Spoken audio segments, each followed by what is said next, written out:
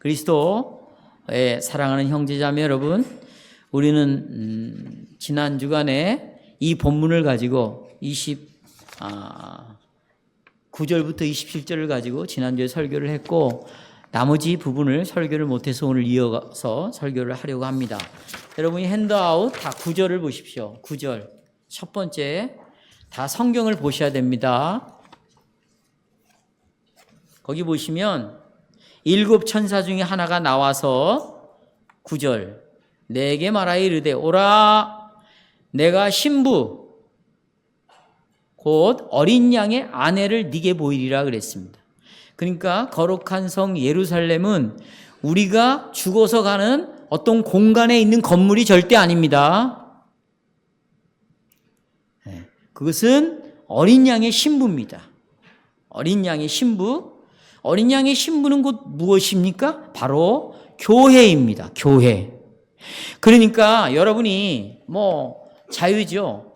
요한계시록 누구의 설교를 듣든지 저는 상관이 없습니다. 중요한 것은 그 설교가 교회론적 관점에서 하느냐 아니냐, 교회를 이야기하고 있느냐, 이것이 가장 중요합니다. 만약에 교회를 말하지 않는다면 무슨 요한계시록을 가지고 정치 얘기를 한다든지, 아니면 자기의 사변을 노려놓는다든지, 아니면 자기의 수많은 이야기들을 늘려놓는다든지, 이런 것은 정말 정당한 성경의 해석도 아니고, 그것은 요한계시록을 올바로 해석하는 것이 아닙니다. 요한계시록은 앞으로 되어질 일을 말하는 것이 아닙니다. 지금 이루어진 일, 그리고 이루어진 일이 완성될 것을 이야기하는 것이죠. 지금 교회는 우리 가운데 눈에 보입니다. 주소를 갖고 있어요. 그게 새하늘과 새 땅이고 그것이 거룩한 성 예루살렘입니다. 근데 이 교회가 아직 완성이 안 됐죠. 그러니까 앞으로 완성이 될 것을 내다보고 요한계시록을 설교해야 된다, 그 말씀이죠. 자, 10절에 보시면 이제 성령으로 나를 데리고 크고 높은 산으로 올라갔습니다. 올라가 보니까 하나님께로부터 하늘에서 내려온 거룩한 성 예루살렘이 보였습니다. 이건 문자적으로 진짜 성이 내려온다는 말이 아니죠. 상징적인 것입니다. 교회를 그림으로 표현해 주는 것이죠. 왜요? 이 땅의 교회는 사람들이 같이 상의해서 이 땅에서 만들어 놓는 것이 아닙니다. 하나님께서 교회를 세우셨습니다. 그러니 이 교회는 땅에서 올라오는 것이 아니라 어디로부터 내려와야 돼요? 하나님으로부터 오는 것으로 표현하고 있습니다. 그러니 이 교회를 하나님이 주셨기 때문에 땅의 것으로 만들어버리면 안 되겠죠. 땅의 것이라는 것은 자기네들의 생각, 자기가 경험한 것을 가지고 근거해서 인간의 생각으로, 인간의 뜻으로 교회는 이래야 된다라고 말한다면 그건 하늘로부터 내려온 교회가 아니죠. 하늘에서 내려온 교회는 하나님의 뜻대로 이루어지는 교회죠. 하나님의 방식대로 이루어지는 교회죠. 하나님의 뜻을 따라 온 성도들이 따라가는 교회가 바로 하늘로부터 오는 거룩한 성 예루살렘이라고 말할 수 있습니다. 그런데 이 예루살렘의 구조를 보니까, 구조를 보니까 성에 여러분, 성벽에 12개의 문이 있었습니다. 그렇죠? 그 다음에 여러분, 이게 성이 사각형의 성인데, 여기 네모 반듯하다고 나오죠? 사각형의 성인데 동서남북으로 3개씩 12문이 달려 있습니다. 그리고 12문에 뭐가 있냐? 12 이스라엘의 어린 양, 이스라엘의 12지파의 이름이 여기에 기록되어 있다. 그러니까 아까 예루살렘 성이 교회라면 이 교회를 구성하고 있는 사람들이 누군가? 유대인의 지도자들을 비롯해서 많은 유대인들이 예수 그리스도를 거부했습니다. 심지어는 십자가에 못 박아 죽였습니다. 하지만 그들 중에 이미 창세 전에 선택해놓은, 당신의 백성으로 구별시켜 놓은 남은 자들이 있었습니다. 그들은 아담에서부터 시작해서 그리고 AD 70년 예루살렘의 멸망의 때까지 유대인들 중에 믿는 자들이 있었습니다. 바로 그들을 상징하는 것이 12지파의 이름이라는 것으로 설명해 주고 있습니다. 그리고 이 성벽이 사각형이니까 여러분, 그 성벽 안에는 기초돌이 있어야 되겠죠. 지금 내가 엊그저께 들은 얘기인데, 우리 이 배강교회 이 건물에 이 터가 논바닥이었대요. 그래서 물이 많았답니다. 전문가가 볼 때 이 물이 많은 이런 땅에 이런 건물을 세우는 건 위험하다. 그래서 이 밑에다가 전봇대 같은 지주 있죠? 기초를 수도 없이 박았대요. 그런 것처럼 예루살렘 성 밑에 기초돌이 12개가 박혀 있다는 겁니다. 왜? 넘어지지 말라고, 흔들리지 말라고, 그렇죠? 무너지지 말라고. 근데 이 기초석이 뭐냐?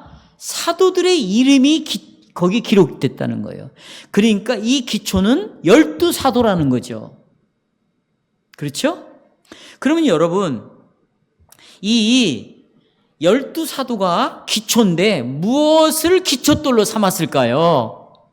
예수 그리스도를 기초돌로 삼아서 그들이 복음을 전했다. 그래서 여러분과 제가 AD 70년 이후에 이제 많은 사람들이 예수 그리스도를 믿고 교회 안으로 모이게 되었습니다. 그러니까 교회는 구조가 어떤가? 예루살렘 성이 있는데 12문이 있다. 거기에는 12지파의 이름이 기록되어 있다. 또 이 성 밑에는 12개의 기초돌이 놓여져 있는데 이것은 12사도들의 이름이 기록되어 있다. 다시 말하면 구약의 이스라엘 백성들 중에 또 신약의 사람들 중에 사도들이 전한 이 예수 그리스도의 복음을 믿음으로 받고 정말 진정으로 회개하고 세례를 받은 자들이 바로 이 교회의 회원으로 모이게 되었다. 이것이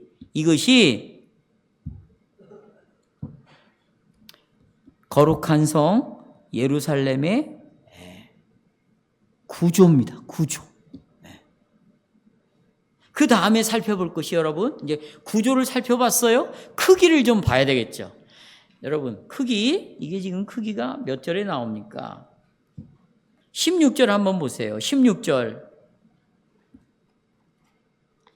보면 그 섬은 네모가 반듯하대요. 사각형이에요. 네모꼴로 길이와 넓이가 같다는 것이죠. 그러니까 평면으로 보면 완전히 정사각형이에요. 그 다음에 또 길이가 똑같고 넓이가 똑같다는 거예요. 높이가 똑같다는 거예요. 그러니까 입체적으로 보면 그 성이 정육면체로 되어 있다.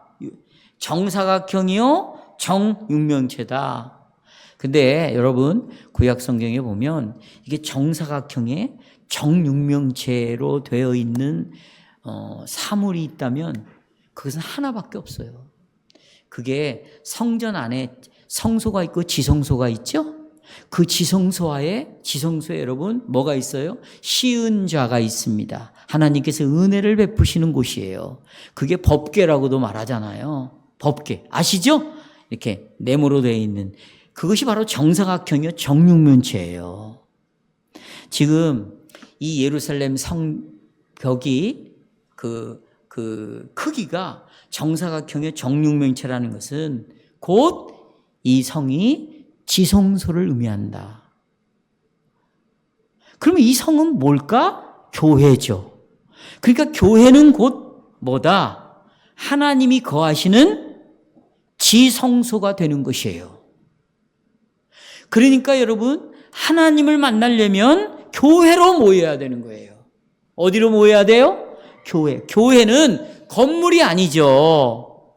예수 믿는 사람들의 모임 안으로 여러분이 들어와야 거기에 계시는 하나님을 만날 수 있습니다. 그래서 교회 밖에는, 이 모임 밖에는 구원이 있다 없다? 없다는 것이에요. 우리가 어떤 사람들은 교회를 나가지 않습니다. 집에서 자기 혼자 설교 들어요. 여러분, 이것은 내가 만들어낸 교회죠. 내가 꾸며낸 교회죠. 거기서는 성령이 역사할 수 없어요. 만약에 혼자 예배도 아니지만 설교를 듣다가 은혜를 입었다. 그러면 그것이 성령의 역사라면 그 사람을 반드시 어디 안으로 들어오게 할까요? 교회 안으로 들어오게 할 것이에요. 왜냐하면 예루살렘 성이 지성소니까, 교회가 지성소니까, 교회 모임이 지성소니까, 교회 모임 안으로 들어와야 누구를 만날 수 있어요? 하나님을 만날 수 있는 거죠. 하나님의 말씀을 들을 수 있어요. 거기에서 복음이 선포가 되고, 그리고 내가 얼마나 죄와 비참함 가운데 있는가를 알지요. 죄와 비참함에서 어떻게 내가 자유를 누렸는가, 해방을 얻었는가, 내가 이 마귀의 권세에서 어떻게 빠져나와 자유를 누렸는가, 해결할 수 없는 이 죄값을 어떻게 누가 치르게 되었는가, 이것을 교회에서 선포되는 복음을 통해서 듣기 때문에 바로 이 교회가 지성소라고 말하는 거예요. 지금 예루살렘의 크기를 지성소의 크기처럼 말하고 있고, 바로 하나님께 거하시는 지성소는 신약의 교회입니다. 신약의 교회. 그런데 여기 보시면 예루살렘의 성의 길이, 넓이, 높이가요 12,000 스타디온이라고 배웠죠. 자, 이것을 지금으로 가리키면 2220km예요. 근데 이렇게 오늘날 도량형으로 환산하는 건 아무 의미 없어요. 왜냐하면 크기가 문자 그대로 크기가 아니죠. 상징을 말하고 있습니다. 자, 그럼 보십시오, 여러분. 자, 이 성의 크기예요, 크기. 모양은 정사각형의, 입체적으로는 정육면체다. 크기, 길이를 말하는 거예요. 이게 사각형인데 전부 12,000, 2220 다 똑같다 그 말이에요. 그러면 12,000이라는 수는 무엇을 상징하는가? 12 곱하기 1000을 의미해요. 12라는 것은 항상, 여기 보십시오. 아까도 12지파 12로 나타나고 있죠. 이렇게 12라는 것은 하나님의 백성들의 수를 상징해요. 이 수가 완전하다, 충만하다, 그런 말입니다. 그러니까 이 예루살렘 성이 교회라면 이 교회로 모인 수는 부족함이 없는 수예요. 뭐에 부족함이 없어요? 하나님이 구원시키기로 작정한 수에 한 명도 모자람이 없습니다. 가득 충만하게 예수 그리스도를 통하여 모여지는 수다 그 말이에요. 이게 12 곱하기 1000의 의미입니다. 그런데 여러분, 이 성벽의 기초에 기초돌이 놓여졌다고 그랬죠? 그게 사도의 터라고 말씀을 드렸습니다. 근데 이 사도의 크기가 얼마냐? 144규빗이에요. 이것도 상징적인 수입니다. 그 말은 뭐냐? 여러분, 144규빗이 굉장히 넓은 거거든요. 그 말은 여러분 보세요. 이 성벽의 넓이가 기초돌만큼 넓다 그 말이에요. 기초돌이 144라면 이 성벽의 두께도 144라는 말이에요. 144는 무엇을 상징하는가? 12 곱하기 12를 상징해요. 아까 제가 12는 수가 모자람이 없다, 충만한 수다, 하나님이 선택한 수는 완전한 수다 라고 말하는데, 그러면 12 곱하기 10이니까 완전하고 충만한 수를 가리키느냐? 그렇지는 않아요. 이 12 속에 기초니까 이 기초는 흔들릴 수가 없는 기초다. 무너지지 않는 기초다. 완전한 기초다. 안전한 기초다. 그러니까 우리가 사도들이 전한 복음을 통하여 예수를 믿음으로 교회 회원으로 들어왔으니까, 교회로 들어왔으니까 우리가 딛고 있는 기초는 사도들이 전한 예수 그리스도죠. 근데 보십시오, 여러분. 예수가 누굽니까? 하나님의 아들이십니다. 그분은 메시아이십니다. 동정녀의 몸으로 태어났습니다. 우리를 위하여 고난을 당하시고 십자가에서 죽으셨습니다. 이분은 하나님이시요 동시에 사람이십니다. 신성과 인성을 가지신 분이에요. 그래서 하나님의 요구를, 공의로운 요구를 만족시켜 드렸고, 또 우리를 대신해서 내가 받아야 될 죄값을 그분이 십자가에서 진노를 받고 저주를 받음으로 음부에 내려가심으로 3시간 동안 하나님께 버림을 당하심으로 우리가 버림을 당하지 않게 되었고, 그분이 죄값을 치르심으로 죄의 싹슨 사망인 하나님께서 사망을 우리에게 물을 수가 없는 그런 구원받은 우리가 되었습니다. 그렇다면 우리의 구원의 기초가 그리스도라면, 여러분, 우리의 구원은 영원한 구원입니다. 흔들릴 수 없는 구원입니다. 안정된 구원입니다. 완전한 구원입니다. 그 교회 위에, 그 구원 위에 여러분과 제가 지금 세워져 있다는 것이에요. 알미니안주의자들 들어보세요. 알미니안주의자는 그것이 아니라는 것입니다. 예수가 기초지만 내 선행이 따라와야 그 기초는 완성될 수 있다고 그러는 거예요. 그러니까 알미니안주의자들은 하나님 앞에 잘 보여야 된다는 겁니다. 하나님께 인정받을 수 있는 늘 선행이 우리 안에 있어야 내 구원의 기초가 흔들리지 않는다는 거예요. 여러분, 예수님이라는 기초와 내 선행이라는 기초가 합쳐졌을 때 내가 구원을 얻는다면 예수님의 기초는 흔들리지 않겠죠. 아멘이시죠? 그러나 내 선행은 흔들려요, 안 흔들려요? 여러분의 선행이 얼마나 죄로 오염되어 있습니까? 그런데 어떻게 내 선행이 기초가 되어서 구원을 이루어갈 수 있다고 말할 수 있겠어요? 그러니 우리의 구원이 불완전하죠. 우리의 구원을 생각할 때 우리는 불안할 수밖에 없는 것입니다. 늘 하나님 앞에 잘 보여야 되겠다는, 내가 잘 보여야 되겠다는 이런 마음으로 신앙생활을 하니 잘못 보이는 내 모습을 볼 때 얼마나 하나님이 무섭게 느껴지겠어요. 벌이나 내시고 심판하시는 하나님 아니겠습니까? 우리는 그런 기초가 아닙니다, 여러분.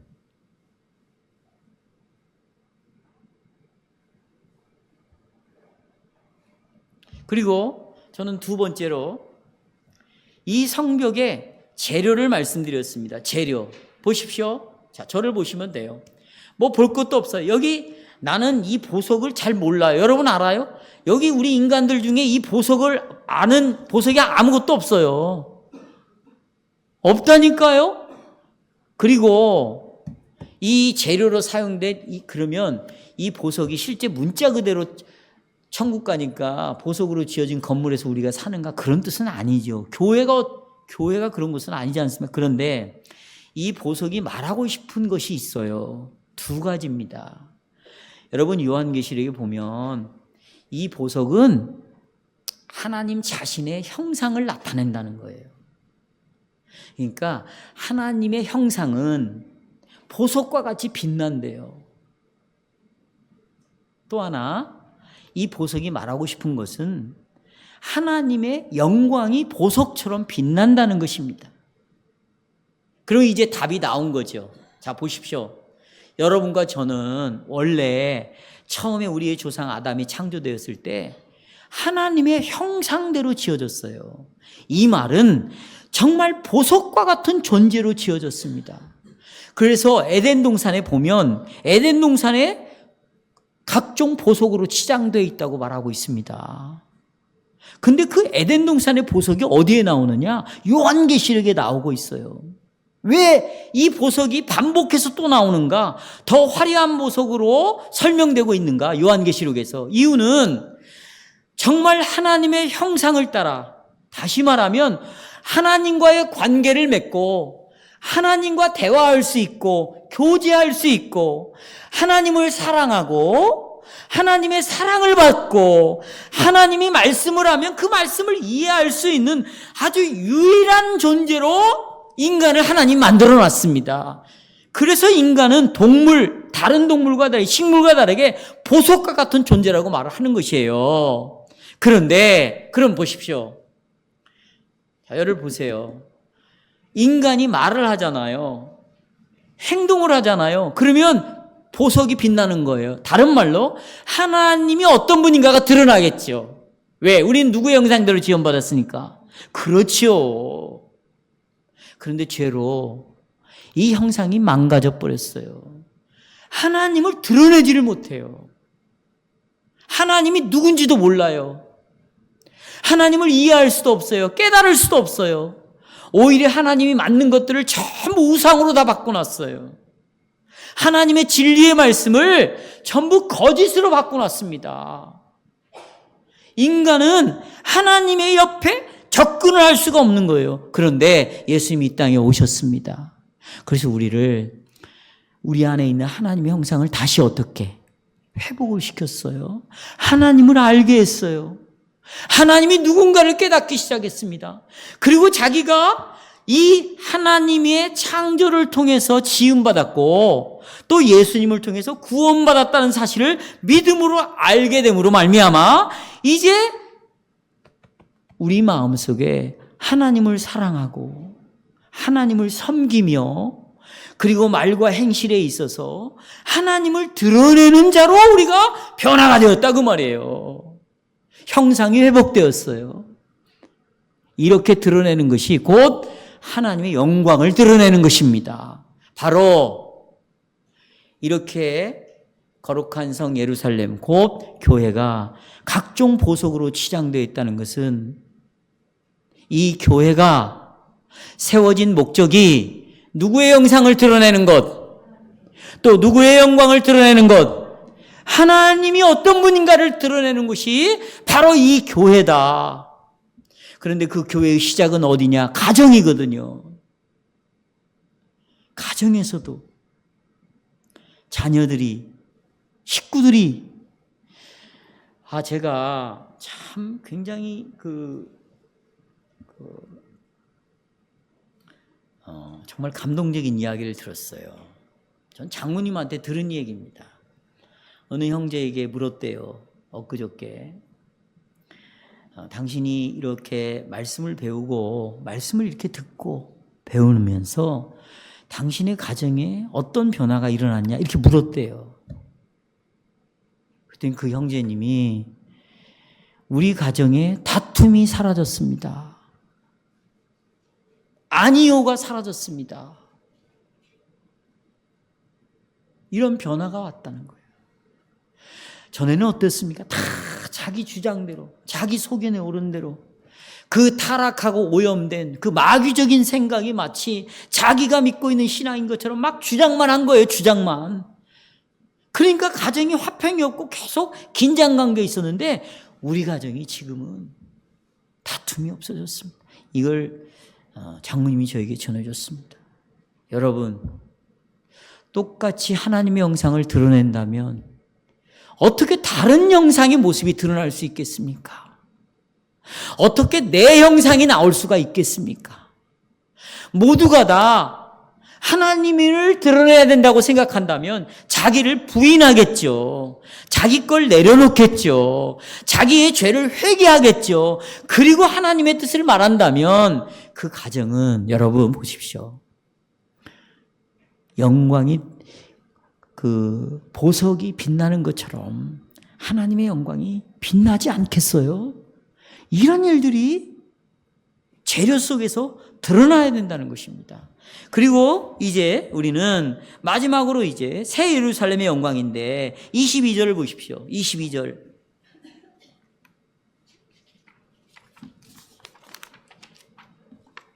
보시면 거기 요한은 이 예루살렘 성 안에서 성전을 보지 못했다는 거예요. 아니, 구약시대 때 예루살렘이라는 도시 안에 예루살렘 성전이 있었잖아요. 그런데 새하늘과 새 땅에 세워진 이 하늘로부터 내려오는 거룩한 성 예루살렘은 뭐가 없어요? 성전이 없어요. 왜냐하면 거기 나오죠. 왜냐하면 22절 이는 이유가 나오죠. 이는 주 하나님 곧 전능하신 그 다음에 및 어린 양이 그 뭐래요? 성전이기 때문에 그래요. 하나님이 성전이에요. 예수님 자체가 성전이에요. 성도 여러분, 근데 그 하나님이 어디 계십니까? 나와 함께 하십니다. 내 안에 계십니다. 이 교회 안에 예수님이 계십니다. 그러니 눈에 보이는 성전은 더 이상 필요가 없게 되는 것이죠. 정말 아멘이세요? 여러분이 내가 성전이구나, 내가 교회구나, 여기 하나님이 계시는구나, 이런 생각을 믿음으로 받아들일 때 여러분 안에는 귀신이 떠나게 돼 있어요. 변화가 오게 돼 있습니다. 보십시오. 자, 여러분, 어떻게 우리가 죽음에서 생명으로 올 수 있습니까? 아들을 믿는 자는 그랬어요. 멸망치 않고 뭘 얻는다. 믿음이 여러분, 죽음을 생명으로 바꾼다면 죽음보다 더 강력한 게 세상에 뭐가 있습니까? 여러분, 죽음을 이길 수 있는 건 아무것도 없어요. 여러분, 그 최고의 권력을 가진 자도 죽음 앞에서는 권력이 아무짝에도 쓸모가 없어요. 천문학적인 돈을 가지고 있어도 내 심장이 멈춰가는 그 순간에는 물질이 여러분 무슨 소용이 있겠어요? 건강이 무슨 의미가 있겠어요? 그런데 보십시오. 가장 강력한 힘인 죽음을 우리는 이겼다는 거예요. 뭘로? 믿음으로 이겼다는 거예요. 예수를 믿음으로.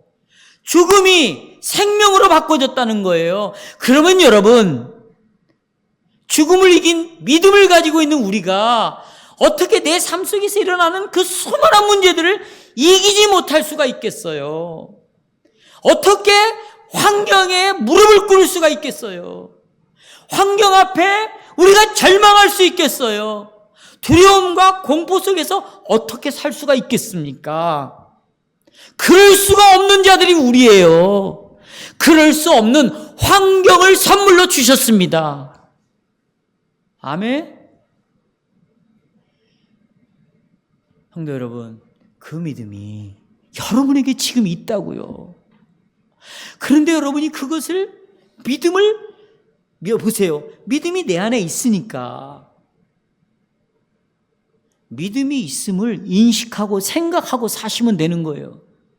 공부할 때도, 내가 직장에 나갈 때도, 내가 병들었을 때에도, 죽음 앞에 있을 때에도, 건강할 때에도, 내가 어떤 일이 벌어지는 상황이 있어도 나는 이 믿음을 선물로 받았다. 내 안에 그리스도를 믿는 나 안에 믿음이 있구나. 초마다 분마다 어느 환경에 있든지 여러분이 이 믿음을 계속해서 움직여야 돼요. 여러분의 생각을 움직이지 말고 여러분 안에 있는 믿음을 움직이시기를 바랍니다. 믿음을 계속해서 활동하게 만드셔야 돼요. 그렇죠? 그러니까 성전은 하나님이 성전이고 그리스도가 성전이다. 바로 거룩한 성 예루살렘은 어린 양의 신부 곧 지금의 교회의 모습을 표현하고 있는 것입니다. 그러니 여러분, 교회는 얼마나 복된 곳입니까? 따라서 하세요. 이 교회는 복 그 자체다. 여기만 대답해, 여기만. 복을 누리셔야죠. 이 어디 안에서? 교회에서. 그런데 여러분, 이 성전이 여러분과 제가 예수님이 그리스도의 몸으로서의 성전, 또 하나님이 우리 안에 계시는 것으로서의 이 성전은 아직 완성이 안 됐어요. 주님이 재림하셔야 이 몸이 세워져 가는데, 그러면 어떻게 이 교회인 여러분과 제가 그리스도의 몸, 성전이 어떻게 완성이 돼갈까요? 제가 말씀드렸습니다. 예배를 드리는 모임을 통해서 이 교회는 지어져 간다. 뭘 통해서? 모임을 통해서. 보세요.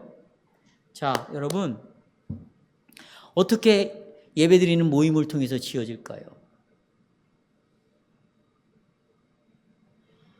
오늘 오후에 우리가 안식일에 대해서 설교를 할 때 자세하게 말씀드리겠지만, 여러분과 그리스도의 몸, 교회, 성전으로서의 우리들은 연약한 존재입니다. 두 가지가 연약해요. 하나는 육신이 연약합니다. 육신이 힘들잖아요. 지쳐 있잖아요.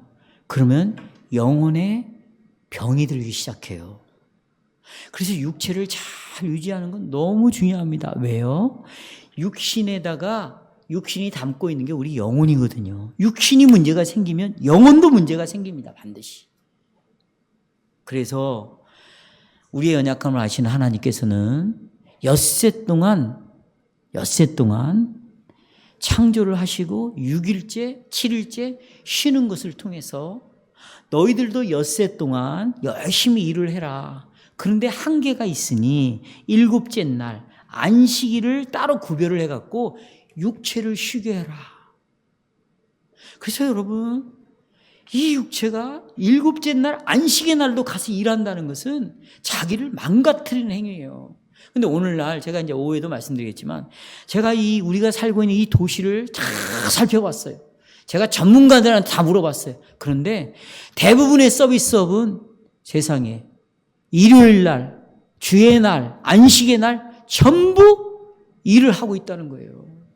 언제 쉬냐? 월요일 날, 화요일 날 쉬어요. 그러니까 예수 믿는 사람들이 육신을 쉬기 위하여서 안식일에 이 주의 날 교회에 나와서 예배를 드린다. 이건 정말 힘들고 어려운 일입니다. 이건 이제 나중에 우리가 또 다뤄야 될 문제지만 어쨌든지 여러분 쉬어야 돼요. 또 하나, 우리 영혼이 있죠. 이 영혼이 죄로 말미암아 굉장히 상처를 많이 입고 옵니다. 힘을 잃어요. 그리고 영혼이 낙심 가운데 있습니다. 그러면 하나님은 육체를 쉬면서 영혼을 주의 날 모이는 거예요. 이렇게 예배로 모이게 하는 거예요. 그리고는 거룩한 성 예루살렘을 지어가는 거예요. 어떻게 지어가? 여러분을 회복시킴으로 지어갑니다. 죄로부터 죄를 짓고 왔어요. 그런데 이 주의 날 복음이 선포됩니다. 복음 설교를 통하여 예수 그리스도가 선포되고, 그래서 내 죄가 예수 그리스도로만 용서되어졌구나. 나 같은 자를 하나님이 예수의 피로 다시 받아주시는구나. 나는 하나님 앞에 나아갈 수가 없는데 내가 언제든지 하나님이 나를 받아주시고 내가 하나님 앞에 나갈 수 있는 길은 예수님이 내 대신에 죄값을 치르시고 내 대신에 죄값의 제물이 되어서 죽으셨기에 하나님은 나를 언제든지 받아주시느라, 이것을 주의 날 복음 설교를 통해서 여러분이 듣고 있는 거예요. 성찬과 떡과 잔을 통해서 다시 한번 눈으로 내가 믿고 있는 예수님이 나를 위하여 어떤 사랑을 베풀었는가, 어떻게 찢어지고 피를 흘리셨는가, 그리고 이어서 구원받은 나에게 어떻게 지금도 먹이시는가 마시게 하는가, 떡과 잔을 먹고 마심으로 계속해서 나를 피를 영혼을 지켜주시는구나. 내 영혼을 멸망의 길에서 벗어나서 영생의 길로 계속 가도록 하나님과 생명의 교제를 나누도록 나를 지금도 지키시는구나. 이것을 성찬을 통해서 주의 날 드림으로 보세요. 여러분 안에 힘이 납니다. 그리고 찢겨졌던 내 영혼이 예수로 회복이 되고 치유가 일어납니다. 그리고 다시 하나님 앞에 눈물을 흘리며 가까이 가서 내 아버지라고 울부짖습니다. 이분은 결코 나를 떠나지 않는다는 것을 확신을 갖습니다. 그리고 모든 어려운 것들을 다 재료로 삼아서 합력하여 선을 이루며 나의 유익을 위하여 하나님이 계속해서 일하시는 것 때문에 나는 이제 열매를 맺기 시작합니다. 무슨 열매? 이것이 언제 일어나는가? 주의 날 이루어지는 거예요.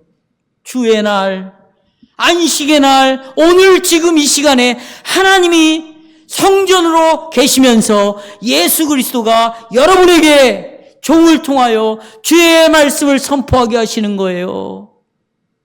이런 은혜가 주의 날에 있는 것입니다. 그래서 우리가 지어져 가는 것이에요. 그러니까 이 교회는 이제 23절에 나와 있는 것처럼 해달, 이런 옛날에 유대인들이 가졌던 지도자들이 필요가 없는 거죠. 무슨 대사장, 율법학자, 장로들 필요가 없어요. 왜요? 이 교회의 머리는 누구시죠? 여러분 보세요. 이 교회의 머리가 사람이에요? 예수 그리스도예요? 그렇죠. 그러니 그리스도께서 우리를 다스리면 이제 우리 안에 하나님의 형상이 드러나기 시작해요. 나는 참 아름답습니다. 여러분 이렇게 고백하고 나누는 거 보면 나는 그것을 내가 살고 있는 집에서도 경험하고 있어요. 우리 아이들과의 대화 속에서도 경험하고 있어요. 정말 하나님의 형상이 드러나고 있다. 어떻게 쓴지 우리 자녀들이 하나님의 영광을 어떻게 드러낼 것인가 이쪽으로 돌아오고 있어요. 그걸 살기 위해서 애를 쓰고 있단 말이죠. 여러분 가정도 마찬가지잖아요. 그러니 눈에 보이는 지도자가 아니라 바로 그리스도가 머리가 되어서 그 그리스도 머리 대신 예수님을 대리신해서 목사를 세우고 장로를 세운 거죠. 그러니까 여러분 보십시오. 목사와 장로가요, 지금 정말 주님의 은혜 가운데 주님이 주시는 능력으로 성령을 따라서 하나님의 말씀만 전하잖아요. 말씀만. 또 장로들은 지금 신방하고 있습니다. 다른 말 하지 않습니다. 이 가지고 있는 우리가 고백하는 신앙 고백의 근거에서, 교리의 근거에서 여러분의 생활을 살피고 있잖아요. 그렇죠? 또 24절에 보면 24절 보세요. 만국이 그 빛 가운데로 다니며 땅의 왕들이 자기 영광을 가지고 예루살렘 성으로 돌아온다. 그랬어요. 여기 보시면 만국 세상에 있는 사람들이 다 예루살렘 교회로 들어온대. 이건 그런 뜻이 아니에요. 지금 보세요. 교회 안 나오는 사람들이 훨씬 많습니다. 이게 그런 뜻이 아니고 택한 영혼들은 다 들어온다. 구원하시기로 작정한 영혼들은 다 들어온다. 그래서 27절 마지막 보세요. 그 구원받기로 작정된 사람들은 어디에 기록됐어요? 27절 끄트머리. 오직 어린 양의 생명책에 기록된 자들이 이 안으로 들어오게 있습니다. 성도 여러분 보십시오. 근데 여러분과 제가 여기에 기록되어 있다고, 생명책에 기록이 되어 있다고 하나님이 오늘도 약속해 주잖아요. 청년들, 여러분의 이름이 생명책에 기록되어 있다고 하나님이 지금 약속해 주잖아요. 이미 예루살렘 성에 들어왔다고 그러잖아요. 교회에 들어왔습니다. 하나님의 성전에 들어왔어요. 천년왕국이 지금 시작되고 있어요. 그러니 여러분은 세상과 구별이 돼야 되겠죠. 아멘. 그래서 마지막에 뭘 얘기하는가?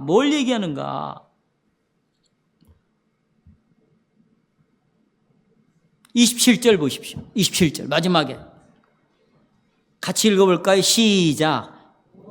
이제 속된 것이나 가증한 일 또는 거짓말하는 자는 결코 그리로 들어오지 못하되 오직 어린 양의 생명책에 기록된 자들 뿐이라.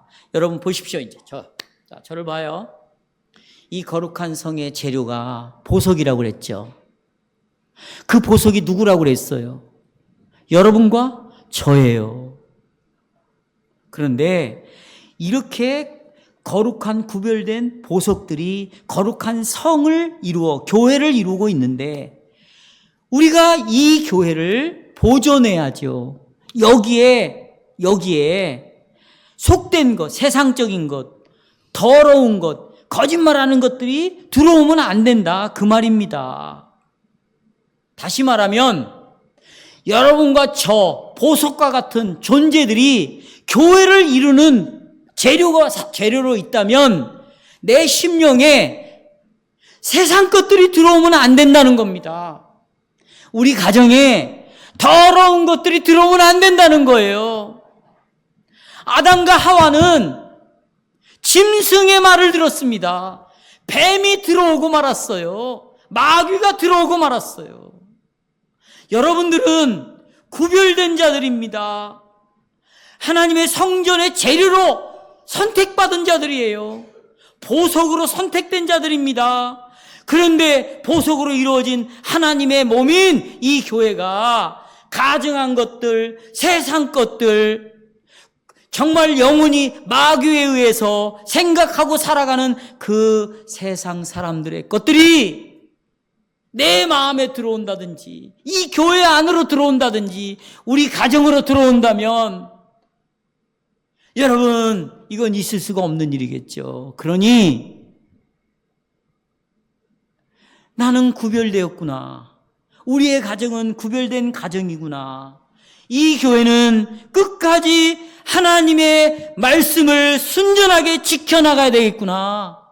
이런 생각을 가지고 교회를 함께 세워 갑시다.